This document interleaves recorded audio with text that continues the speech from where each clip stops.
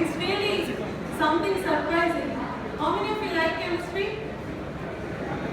That too. So you don't like it, okay? Oh, that's really very nice. How many of you like ice creams?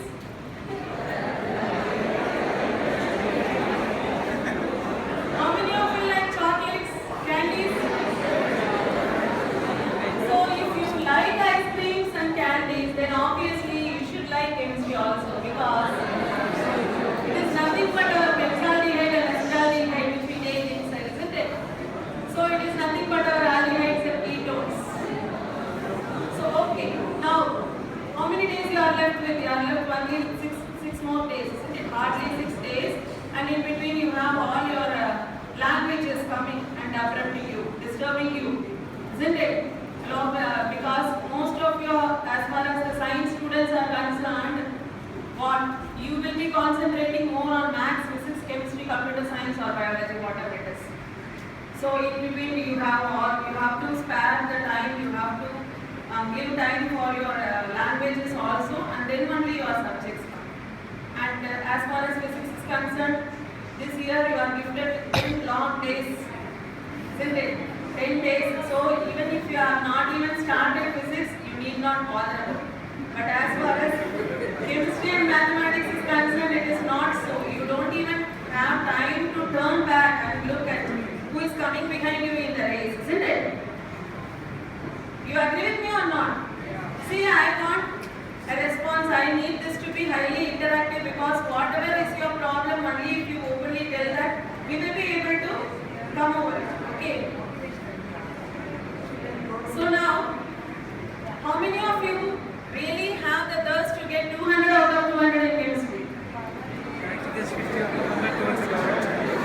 How many of you have the dream of achieving center in chemistry?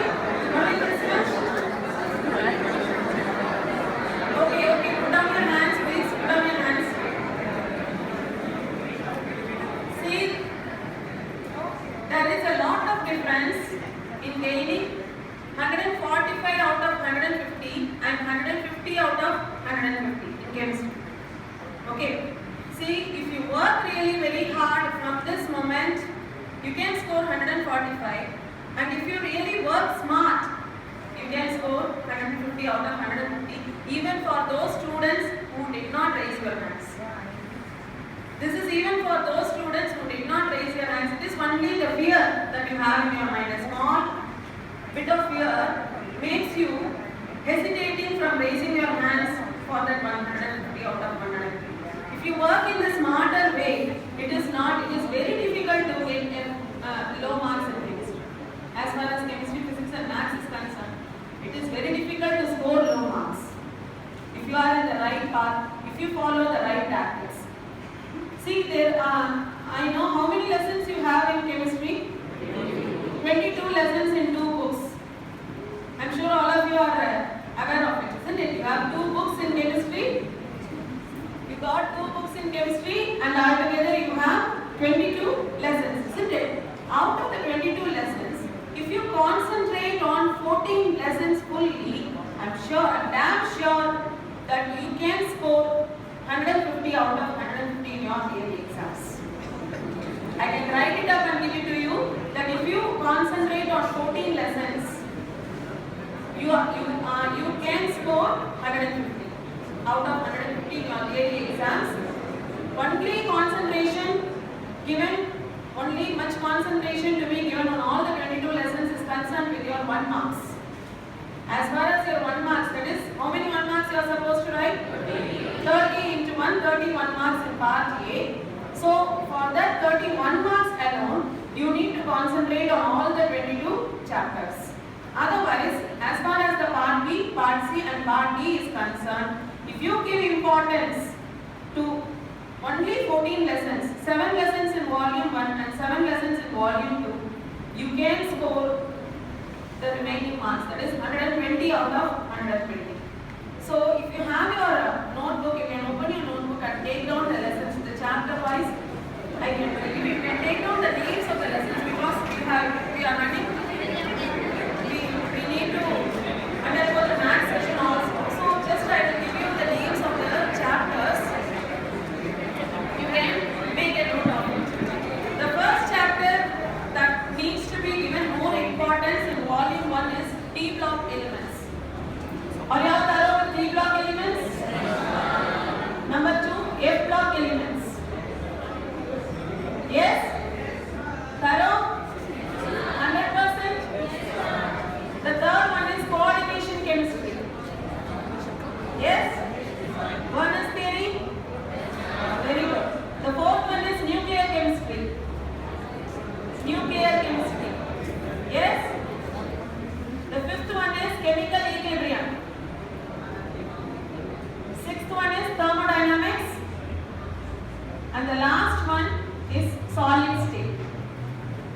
Because as far as why I am giving so much importance and why I say that only if you study these 7 lessons in volume 1 you can score center means, see, in the part B you have 21 questions and out of the 21 questions, how many questions you are supposed to write? 15 questions, and this 15 is something like an open choice, and the rest of the lessons you can leave in a choice. And you have part A, part B and part C, isn't it? In that part B alone you have 3 subdivisions. Part 1 is inorganic, part 2 is physical and organic chemistry.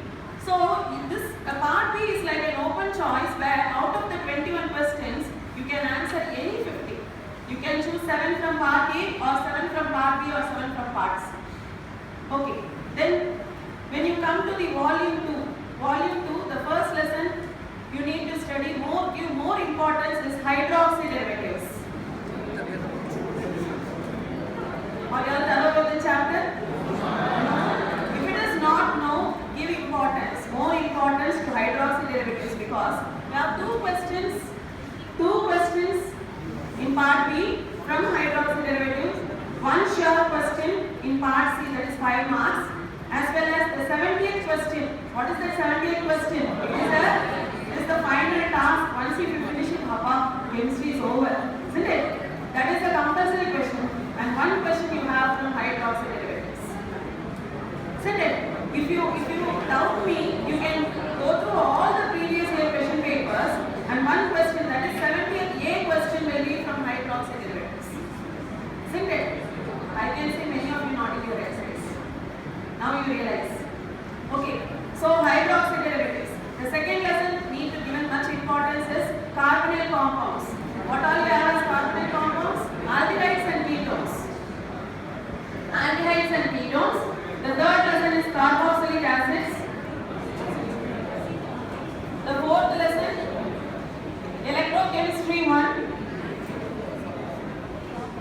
The fifth lesson is ethers. This is particularly for the students who don't like chemistry, because in ethers you have only 6 5-mark questions. That is the shortest and sweetest lesson, isn't it? Am I right? Okay. Then what are the other lessons you have? Any guess? Surface chemistry. Surface chemistry, because as far as surface chemistry is concerned, there are a lot of chances to write the differences, distinction. Okay. There are a lot of chances to ask questions among the differences. How can you differentiate pleiophilic and electrophilic, something like that. Okay, so surface chemistry, and the last lesson, which is like a story. This story, yes, chemistry in action. Chemistry in action, which you can read like a story, and there is no chemistry at all. It is only action. What action? Reading. Reading and writing. Reading it out. Okay, it is something like chemistry in everyday life. Okay, right from the toothpaste you use early in the morning to the pills or medicines, whatever you take during night, if you have some. Please. Okay, so how many lessons I have given in volume 2? 7 lessons. So 7 plus 7 altogether you got 14 lessons. And as far as part B, part C and part D is concerned, these 14 lessons are given. Right? When you go to the 70th, see, this is the common difficulty the students face is the 70th question, the compulsory question. When I go to many schools, the students ask this doubt, ma'am, I know the 70th A question and the 70th B question, can I answer both? It is very clear that it is either or, isn't it? Either or. So now you there is one small trick that the 70th A question is from hydroxy derivatives and 70th B question will be from D block elements. So now if you study hydroxy derivatives and D block elements together, you can score easily 10 marks. Or otherwise, if you have not studied hydroxy derivatives, leave that lesson. Go for carbonyl compounds. That is question number C. 70 C will be carbonyl compounds and 70 D will be easy one. It is easy. Now it is easy. So those who don't like hydroxy derivatives, leave that, go for carbonyl compounds.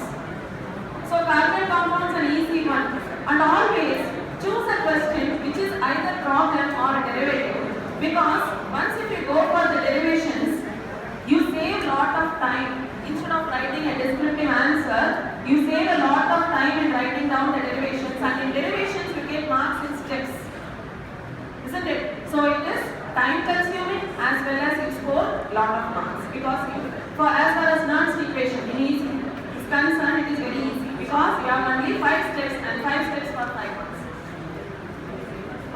something like that. And also, whenever I go to the downtrodden students and all, I tell them to use this technique, blue-black technique. What is the blue-black technique? This is very important as far as chemistry presentation is concerned. What is the blue-black technique? All of you might be aware of it. It is writing all the subheadings in black pen and writing all the descriptions in blue pen and write down the equations boxes. That's it, finished. So chemistry is one exam where you save a lot of time. You cannot complain that I don't have time. Time management is very important as far as chemistry and physics is concerned. See, for part A, some students, they may attend the part E questions in the beginning and they may go for part A at the end. There are some students who finish it off, throw it away and then go for the part. They will have all these problems and things at the end. So that may differ from student to student. So whatever may be the choice of your attending the answers, always you make it, you spare certain time. That is, you have a time limit for each and every part. That is, if you go for part A, the time you need to allot is only 30 minutes. Okay, 30 minutes, not more than that. So for part B, when you go for part B, how many marks for one answer? It is only 3 marks. For every 3 marks, it is not like you need to write essays or you need to write very big answers or something like that. See, as far as the CBSE students are concerned, some of you might be coming from CBSE. As far as these students are concerned, this is like gift. So this part is like a gift because here only if you write the concepts alone, whatever, this is something like testing your skills. If you understand the concepts and if you write the concepts alone, you can get full marks 3. And whatever may be the question, if there is any example, whether it is asked or not, you simply write the example. And also always choose the differences. And as far as the differences is concerned, you write 3 differences alone, not more than that. Don't waste your time in writing, spending more time on that question that you know more. See, if it is asked for 3 marks, answer it crisply and sharply, not more than that. Okay, see, sometimes out of the excitement or nervousness in the exam time, some students, they know only 2 differences, you may not remember the 3rd difference. At that time, if you know the examples for those 2 differences, write down the examples. So examples score marks, examples carry marks. You understand? So you can write 2 differences and the 3rd one may be an example and your paper will be valued, your marks will be valued. You understand? Next, when you come to the part C and part D, there is not much variation. Each and every question will carry only 5 marks, both in part C as well as part D. The only difference is in part C, you can choose any 2 questions. It is like an open choice in each and every part. Whereas when you go for part D, it is an either or pattern. So you are now provided with some kind of, it is conditional. That either you have to choose part A, B or C and D. See, don't go for some kind of wrong combination or over smart work. Okay, don't think that the examiner may not know, so I can answer. It is not like that. See, the pattern of correcting is different from what you people are thinking. So they have to give the marks separately, and once they give the marks separately in an additional in the OMR paper or something like that, they may understand that you have taken the wrong choices and marks will be deducted for both the answers. You understand? And make sure that chemistry in action and ethers lesson for those students who don't like chemistry or those who are somewhat weaker in chemistry, these lessons, you can even mark in these 14 lessons, there are 6 lessons which you can study from A to Z and you can score more than 120 out of 150. This is for somewhat average life students, I say. See, give importance to D block elements, EC1, no EC2, only EC1 is enough. Okay, EC1, hydroxy derivatives or carbonyl compounds, chemistry in action, ethers, okay, and then finally surface chemistry, because surface chemistry is somewhat a lighter part to study in the last minute. Okay, see, one good advice is never study anything new. Don't go for any kind of new learning or new questions which you have not studied so far. Okay, always revise, keep revising whatever you have studied so far in all these lessons. And all these lessons, if you study, out of these 14 lessons, if you completely cover whatever is given in the book bag, whatever is there in the glossary, whatever is there in 2 marks, 3 marks, 5 marks, whatever it is, you are sure to score 150 out of 100. As far as the diagrams is concerned, the chemistry are very limited diagrams, and these diagrams you finish it off as soon as you write down the answers. Even before you write down the answers, make sure that you have written all the equations. Balancing the equations is very important. That is why we call it as equating the reactants and the products. Even if you have any problem in balancing, it is simple logic, isn't it? Whatever you give, that you take. Whatever the reactant gives, the product takes, isn't it? So please make sure that the equations are balanced. If you have any problem in balancing, write it down in the rough column, clear it, and then you can even put up a new balancing. It is not that you give the exact numbers, whatever is there in the textbook. Even sometimes you can put 0.5, 0.75 and you can balance. That is not going to be. You can in that way become a good scientist, a new scientist who is bringing out his research in the answer sheets. But chemistry is not a subject to carry out research in your answer sheet. Okay, whatever analysis you want to do, you do it before your exams. You understand? Whatever you are, you may be a good scientist, you may be a good scholar, but the exam paper is not a place to examine all those things, analyze all those things. Self-assessment should be carried out just before your exams. So how many days you have for chemistry? 3 days. Out of the 3 days, 2 days, one for volume 1, one for volume 2, the last half day for volume 1 and 2 together. And chemistry is one subject where you cannot simply go through. You need to write a lot of things. And there are many students who say that I am better towards organic chemistry. I cannot study organic chemistry mechanisms. How many mechanisms you have altogether? 18 mechanisms. You split them. Pardon me? Out of the 8 mechanisms, you split them into each 2.